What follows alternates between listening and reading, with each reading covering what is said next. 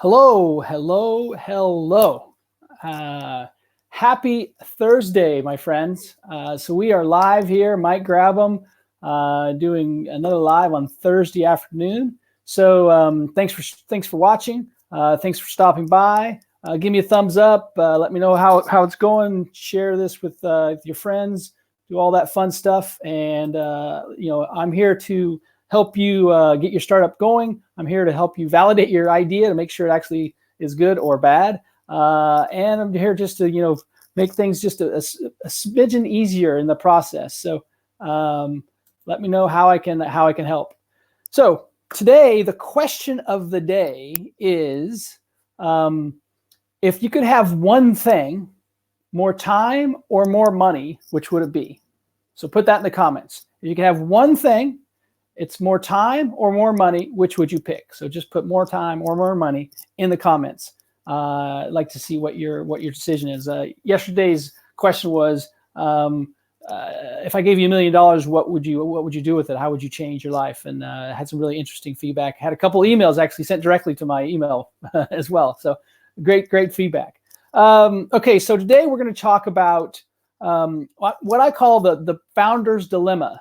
And I'm not talking about the book was what was that, published like 2013 or so. I'm talking about dilemmas that we have as founders, big decisions we have to make. So I think there's 5 of them. And what I want to talk about is, how do we go about making those big decisions? So here's founder dilemma number 1. I think I said 5. There's what I consider 4. 4 founders dilemma. Sorry about that. So what I consider number 1 is, do I start my company where I live? Now, the reason I say that's a founder's dilemma is because if you live in a resource-rich area, like here in Seattle, where there's lots of resources, lots of smart people, lots of talent, all those things, then it's much easier to stay here. But if you live in a city like Lincoln, Nebraska, or Columbus, Ohio, or some of these smaller towns that don't have like tons of resources, then you sometimes have to make that decision. Do I stay here and build my startup, or do I go elsewhere? Now, here's some like clues about how to help make that decision.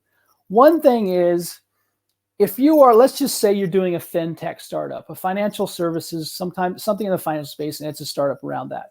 Well, pick a city that there has a lot of fintech resources. Like for finance, I would go to London, I would go to New York. Those are obviously areas where there's a lot of fintech happening, partly because of the stock exchanges, right? So pick the city that has more activity in that. You're not going to go to, you're not going to go to Austin for media, right? There's not much media happening in Austin, right? I mean, New York and LA, sure, lots of it. Healthcare, Boston has a ton of healthcare, right? You probably want to, that's a place that has a lot of healthcare. Biotech, a lot of biotech there. Seattle has a lot of cloud-based stuff with AWS and Azure here. So pick the city that has a lot of activity in whatever space you're working in. So that's founder dilemma number 1. And that can help you make that decision on whether to go or stay when you're building that company. Founder dilemma number 2 is, do I build, or do I build internally, or do I outsource to help build this? And you're going to hear a lot of opinions on this. I'm on the side of, if it's a lot of development and a lot of technical expertise, then I would definitely vote for building it in-house. Hire staff, build it in-house. Not to say that you can't hire some pieces maybe to outsource to maybe support the main development, but I would keep the main development in-house so you can make iterations quickly. I'm a big fan of iterating quickly and being able to build a little quicker and just kind of being more hands-on, because early on in the startup, as many of you know, you don't necessarily know all the answers, and you definitely are building probably based on customer feedback. At least hopefully you are building based on customer feedback. So I would say build versus outsource, build internally versus outsource it's a tough decision sometimes. especially if you're if you're trying to get speed to market, you need to get it there faster. But take a look at what is the core thing you're doing. If it's highly technical, a lot of iterations needed, you are getting a lot of customer feedback, then it's probably a pretty easy decision. Keep it in-house and don't outsource it.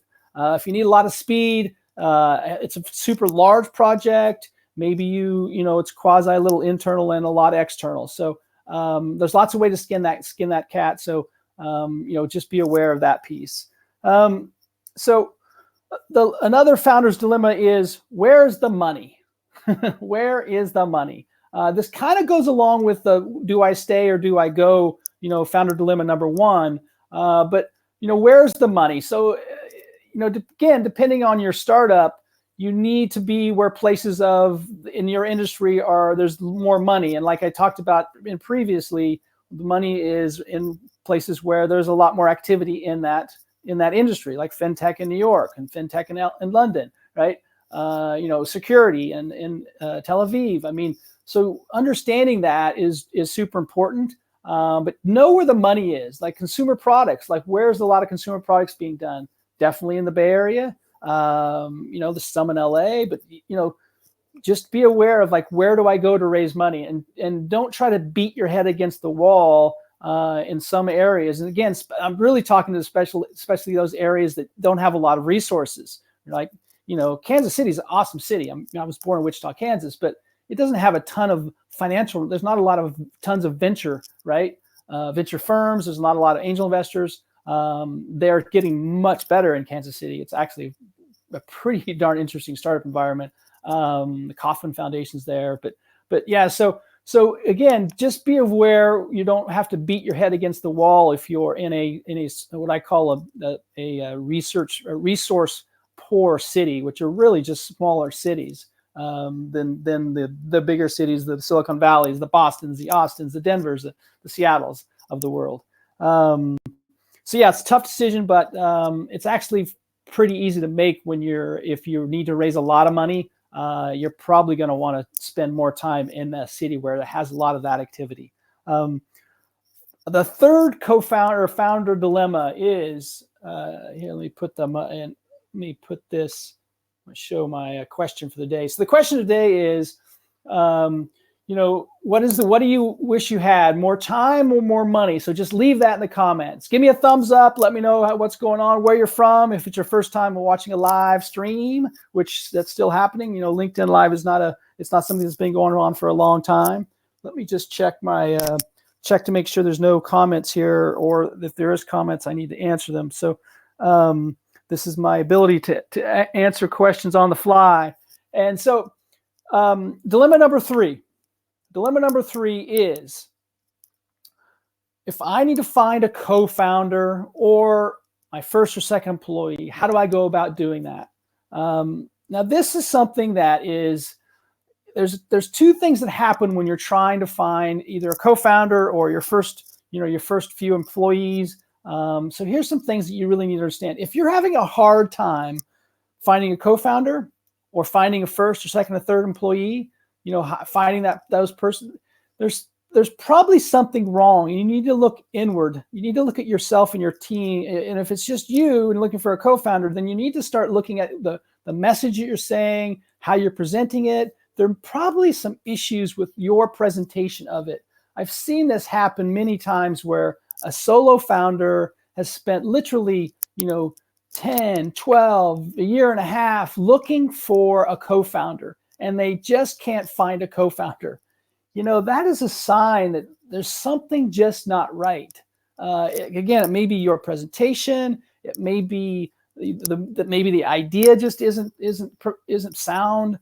There's a lot of factors there that are hard to kind of know what it is, but you've got to realize that if you're having a super hard time finding a co-founder, there's something else wrong, right? It's not just haven't been able to find one, unless of course you're just sitting in your room and not talking to people, because finding a co-founder is not easy. There is no silver bullet to do it in any way, simple way. So you have to go out and shake a lot of hands. You got to go talk to people, have coffee meetings, go to events. I mean, there is no easy way to do it. Reach out on LinkedIn, ask your network of your friends or friends. I mean, there's you've got to do all of that to find co-founders, and actually even finding that first or second employee, just because it's so important. Once you start to grow and you need to find your first or second employee. So, those are the things you need to be aware of. But so dilemma number 4, founder dilemma number 3 is like when you're looking and searching for co-founder and you're having a hard time doing it, you need to take a look inward about yourself and just see what's going wrong with that, because there's probably something going wrong if it's taking you, 10 months, a year, or longer to find a co-founder. The fourth and final co-founder dilemma, big question you have to figure out is, are you working on something that potentially is a great idea? Now, that is a really hard question to answer. I do that for a living. I help people figure that stuff out. So I can tell you it's really hard to answer. There's no real simple way to answer it. You really have to dig into customer feedback and see what's in the marketplace for competition and pricing. There's lots of pieces and parts to that. But you really need to understand the resources you have and the idea that you're working on to see if it's the right thing to do. Now, I say that because I still, to this day, have seen people spend too long on the same idea, not iterating from it, not able to kind of get it over the hump, but still hacking away at it, still trying to make it work. And the time has passed sometimes. Sometimes the idea just isn't working. It's just not going to work. So you've got to be honest with yourself. And that's all I can say is you need to be honest with yourself when it comes to the resources needed. And that's both time and money, and also, what you have, what you're good at, what you're not good at, to be able to get this off of the ground, get this idea or this startup off the ground. So that's just something that you can't lie to yourself about. You have to have good feedback from, advisors, mentors, and friends to give you proper feedback. But you really need to take the hard look at that, because there's lots of things that could be wrong. It could be timing, could be off. You could be too early. You could be too late. It could be, again, you could be going after the wrong market. The product could just not have a good fit. Maybe it doesn't have a good product market fit. You can't find the right customers. It might be just a bad product in that fashion. It can be, it could be just lack of resources. Maybe you just don't have the money to make it happen. Maybe it's something that you really have to spend, $2 million to get the first version of the product out, and you just can't come up with that kind of money and haven't been able to raise it. Then it's probably just not good timing. So don't beat your head against the wall and don't move to some other city, after spending 9 months working on this and getting nowhere and thinking it's going to be different somewhere else. I mean, if you're talking to 10 or 12 investors, 15 investors, 20 investors in your city and getting nowhere, that's a pretty positive sign. That's probably not a great idea. Something needs to change. Your presentation needs to change. You need to change something. The idea needs to change. But that's the problem with you being maybe a little overconfident, maybe letting getting too invested in the idea, getting just too emotionally attached to the idea, which happens all the time. So just be aware of that. That's a really fine line. It's really kind of hard to say to know when it's not good, because it's hard to tell the future.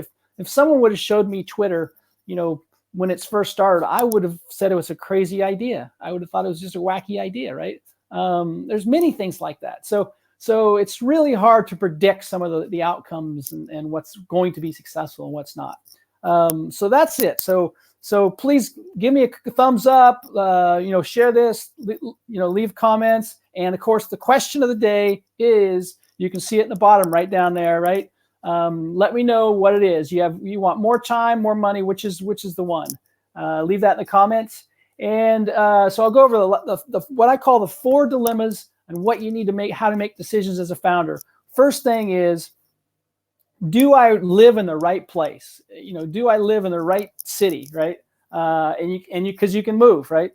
We're mobile people. Where's the money at? Where is the money in that in that city and or cities, right? For the industry that you're trying to attack. How do I find a co-founder?